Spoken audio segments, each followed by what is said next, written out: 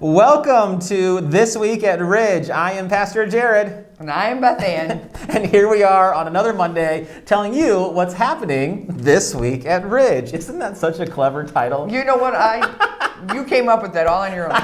Yeah, it only took me 3 weeks. We're still searching for a clever name for Rich's music hour. I know, it sounds a little corny. It just sounds doesn't, like he's in it doesn't a lounge flow off somewhere. the tongue. Oh, that'd be nice. Anyways, here's what's happening this week at Ridge. But before we jump into that, I just want to just speak a little bit about yesterday with respect to some ongoing issues we've been having with YouTube the last 2 Sundays. We think we've got everything finally figured out, but again, it's one of those ever-changing obstacles when platforms change or when technology gets updates that has this most recent one affected our ability to go live at 10 a.m., which we know that you who have been watching online have been dealing with that frustration, and believe me, we're all frustrated about it. But we believe we've got everything fixed and should be good to go this Sunday for streaming again live on YouTube. So big thanks to our technology team and for their hard work trying to just get all these things figured out. So thank you so much to them. But here's what's happening this week at Ridge, and then I'll kick it over to Beth Ann.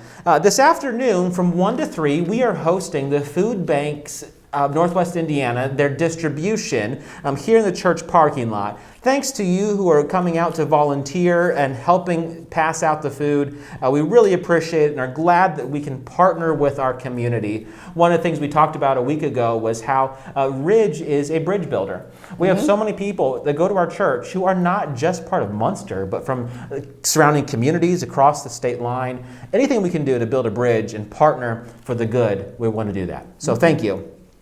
Tomorrow, Women's Bible Study will be meeting at 10 a.m. in the fellowship hall due to the colder and rainier weather.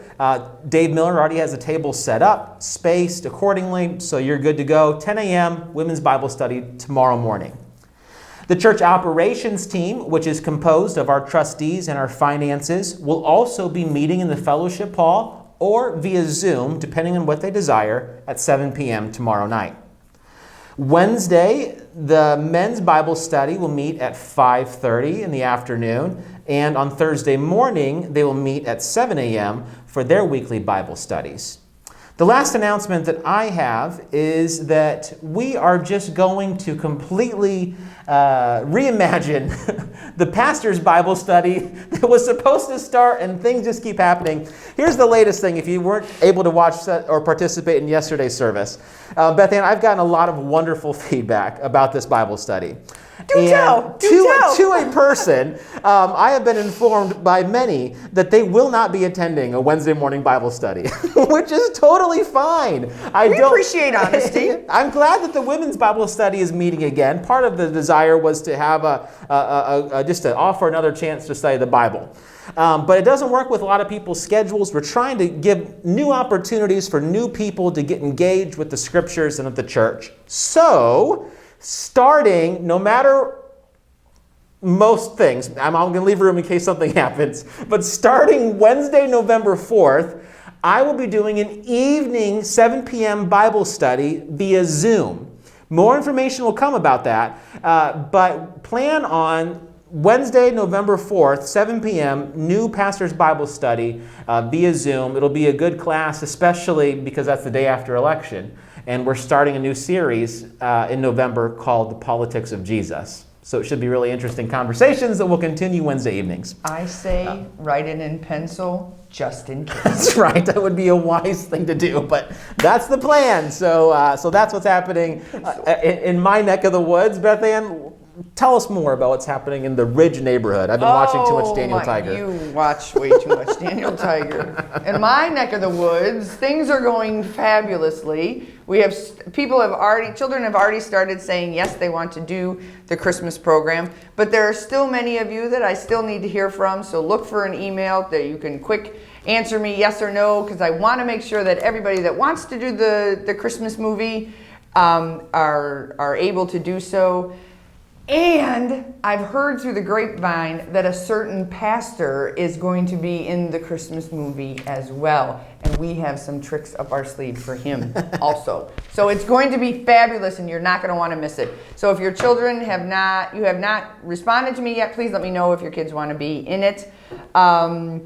So that's Sunday school. Middle school is having our outing to the PNW Food Bank. We went and met the high schoolers last week. We did the high schoolers with Scott Iverson, helping them organize their food. And it's a really cool food bank because it's set up for the students on campus. There's a lot of students that come from overseas that are away from their families, and sometimes they need a little extra help, and it's been really great. There's a lot of kids that come from the community to go to the school. They don't have to live on campus to take advantage of the food bank, so it's really great, something that they've set up over there. So it's super exciting that we get to be a part of that. So the middle schoolers will be doing that. More information will come because there'll be 2 shifts because we have so many middle schoolers that want to participate. So the shifts will be sent out. High schoolers, we are meeting at 1 o'clock on Sunday to do our own Sunday school. And there's candy and games involved. So that's all I have to say to them because if there's candy involved, they usually show up. They like candy. I've been having too much candy lately. No more candy for you. No. Especially before we do these. Right. And the last thing that I have is the wreath sale ends this Sunday. So if you have not ordered a wreath yet, please reach out to me and let me know. I can get your order in. You can drop off your check. You can put it in the mail. You can have me come and pick it up. I'd be more than happy to come and pick it up if you want to order wreaths and you can't make it into the church. Not a problem. I've pretty much figured out Munster, Highland, Griffith, Dyer, Lansing, Hammond, all of those areas, and I can get to your house quickly. So if you want to order, please reach out to me and let me know, and I can help you take care of that. And students, you need to bring your orders in on this Sunday. So either to high school Sunday school or to middle school youth group in the evening, but we need to have those orders put in and back to me on Sunday so we can get the orders in the Sunday before Thanksgiving. Yeah. So all of you coming who are in. sitting in this room with us, make sure you come and visit me. Well, yours is already ordered, Dan, so you're off the hook. But the rest of you, I know where you live. I'm glad you reminded us because I didn't realize it was this Sunday already. This month is flying by. So Phew, I'm looking so- forward to looking at the catalog and picking one I'll bring out. you one. I think it's going to be a little extra cheer. We'll have it on our door, and Yes. I'm looking forward to it. So gonna be looking wonderful. forward to this different holiday season. I'm excited. Speaking of holidays, our missions committee is leading once again our annual shoebox Christmas drive.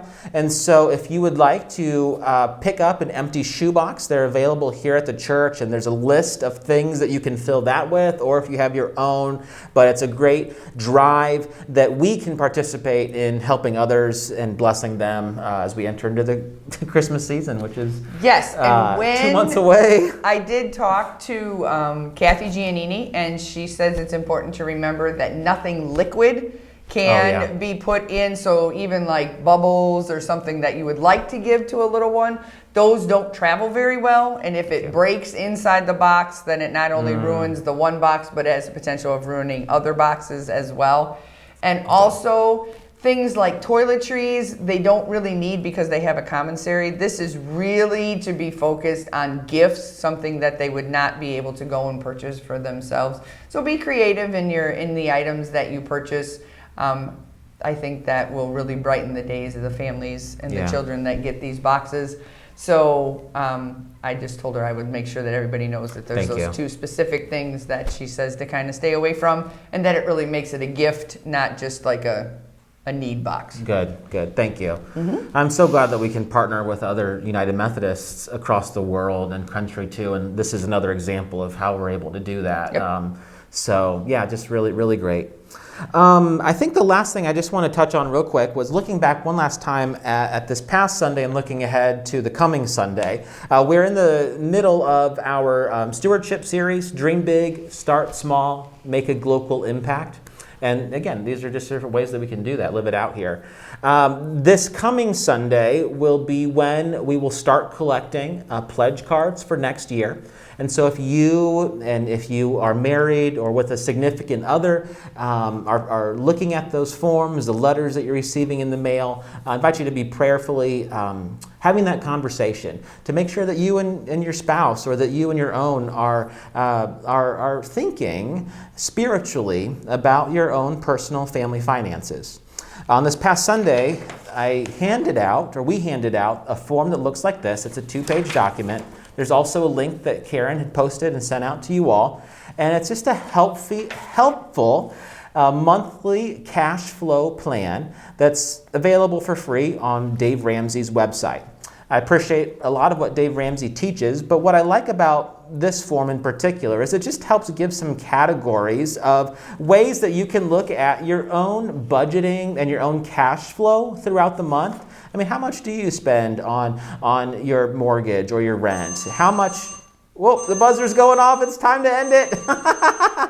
I got to talk fast then because it's time to wrap this up. Do you ever end on time? I know. We've talked about this. My sermons will be backing up because, whew. We're working on it together. That's right, exactly. But the thing I find most helpful is that there are little percentage boxes that will maybe help you and yours make sure that you're spending within a healthier range on food, on eating out, on entertainment, on clothes, on your debt ratio. These are just things that can be helpful. But I do hope you'll prayerfully consider it. I'm finding, and I didn't talk about this on Sunday because I talked about a lot of other things, but I find that tithing is probably one of the most countercultural things that I do as a Christian.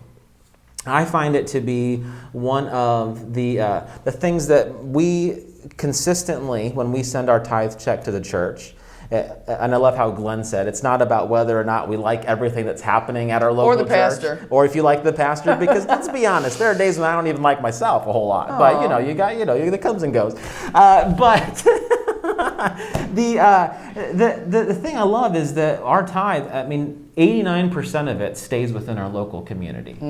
1% is used to fund and support ministries throughout our Northwest Indiana district, our North District.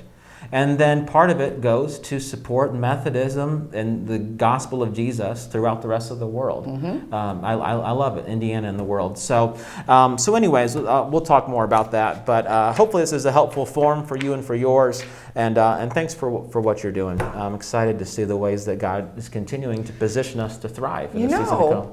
If everybody tithed, imagine the dream, how big it would be.